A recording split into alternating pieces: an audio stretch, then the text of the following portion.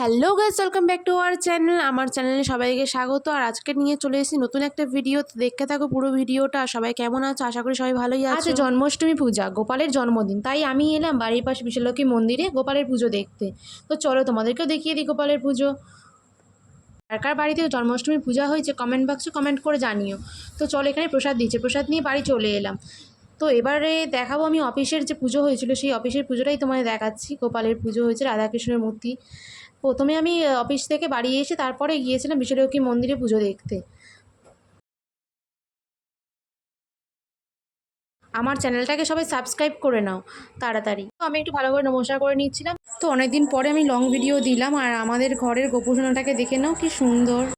প্রসাদ নিয়ে বাড়ি চলে এসেছি, এবার প্রসাদ খাবো। আর তোমরাও সবাই খুব ভালো থেকো, আর পরের ভিডিও খুব তাড়াতাড়ি আসবে।